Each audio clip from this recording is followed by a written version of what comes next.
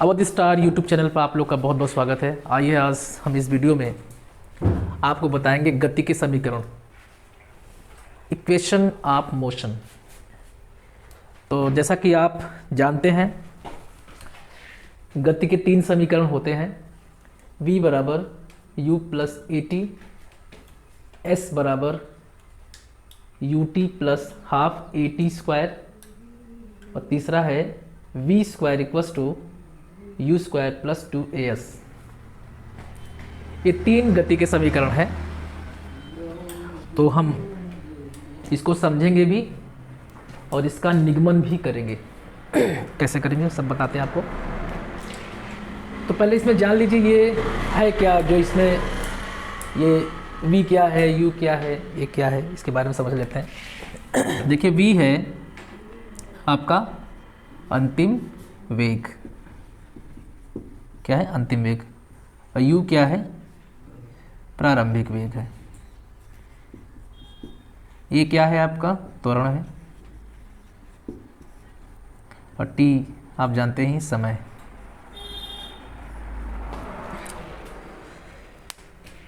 देखिए सबसे पहले हम बात करेंगे v बराबर u प्लस ए टी।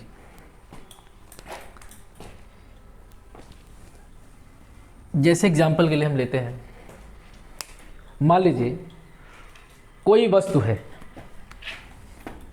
है, मान लीजिए आपके पास साइकिल है, आप साइकिल से, ये साइकिल है, साइकिल से आप गति कर रहे हैं। तो माना किसी वस्तु यानी साइकिल का प्रारंभिक वेग u है और आप जब t सेकंड बाद आपका आपका जो है वेग हो जाता है v, तो उसमें गतिमान त्वरण क्या होगा भाई? जाहिर सी बात है कि जब आप कहीं से चलेंगे तो प्रारंभिक वेग होगा और t समय बाद आपका वेग क्या हो जाएगा? v हो जाएगा। तो उस वक्त त्वरण क्या होगा? त्वरण बराबर आप क्या होता है? वेग परिवर्तन बटे समय। त्वरण बराबर क्या होता है? वेग परिवर्तन बटे समय। तो वेग परिवर्तन इसमें आप कैसे निकालेंगे भाई? अंतिम वेग माइनस प्रारंभिक वेग। भाई ध्यान रखिएगा, जब भी वेग परिवर्तन निकालना है तो क्या करेंगे? अंतिम में से प्रारंभिक वेग घटा देंगे। और त्वरण बराबर आप जानते हैं कि वेग परिवर्तन बटे समय होता है। तो वेग परिवर्तन क्या होगा? v माइनस यू बटे टी। फिर इसको क्या करेंगे आप? बटे 1 कर दीजिए, तीन गुणा करेंगे तो ये गुणा होगा तो v माइनस यू, ऐसे गुणा होगा t का तो ए टी हो जाएगा। और v को आप u को आप पक्षांतर कर दीजिए, इधर ला दीजिए तो माइनस में इधर प्लस हो जाएगा। तो v बराबर आपका आ जाएगा u प्लस ए टी। ये आप, तो इसमें आपको पता ही है v क्या है? अंतिम वेग जो आप यहाँ पे पहुँचे थे, b पॉइंट मान लीजिए। और u क्या है?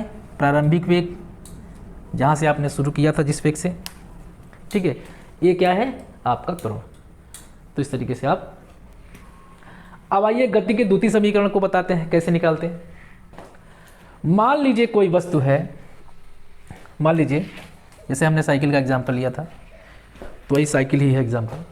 तो मान लीजिए कोई साइकिल का प्रारंभिक वेग u है, जहाँ से चले थे आप उस वक्त प्रारंभिक वेग u है, और साइकिल t सेकंड में क्या कर जाती है? s दूरी तय कर जाती है। क्या करती है? s दूरी तय कर जाती है। यहाँ पे देखिए a से b, ये s दूरी है, तय कर गई है,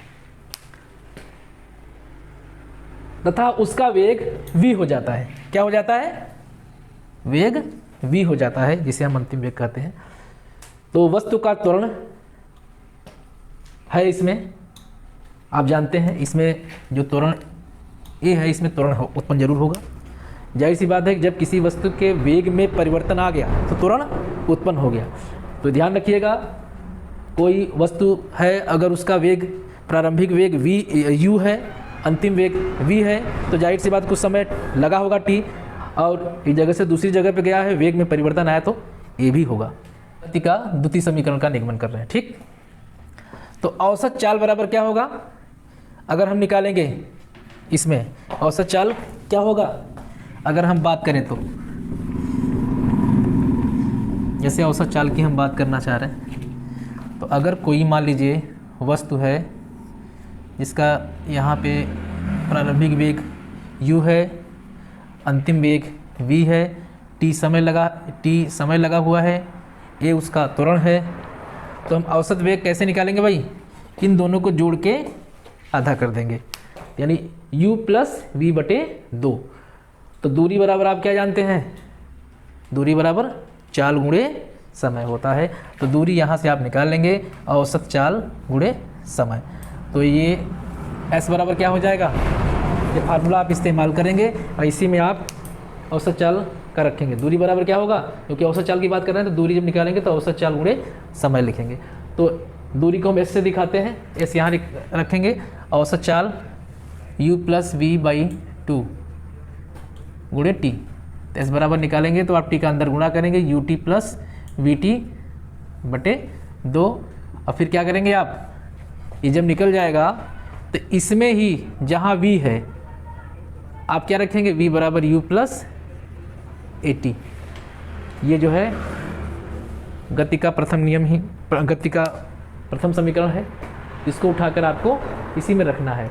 तो यू टी प्लस जहाँ v है वहाँ u प्लस ए टी रखेंगे, u प्लस ए टी बटे 2।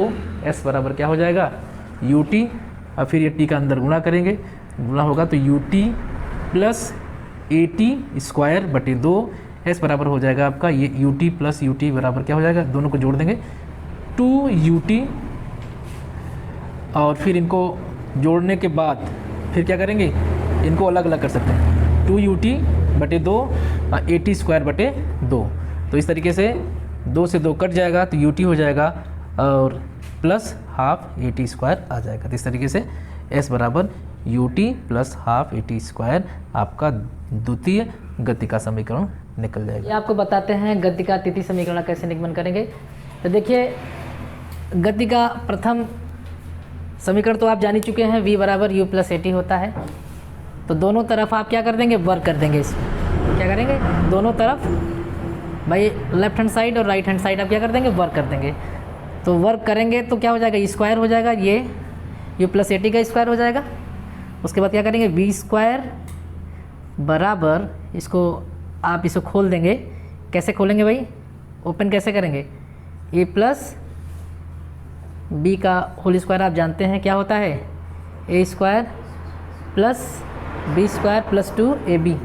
इसी फार्मूले के माध्यम से आप इसे ओपन करेंगे तो v स्क्वायर इक्वल्स टू हो जाएगा u square plus 2u/at plus a square into t square. ठीक है, फिर v square equals to u square plus 2a, इसमें कॉमन ले लेंगे, क्या हो जाएगा u T plus half A T square हो जाएगा। ठीक है, फिर क्या करेंगे, v square equals to u square plus 2a/s। ये जो है ये यहाँ से यहाँ तक u T plus half A T square, ये गति का द्वितीय समीकरण है।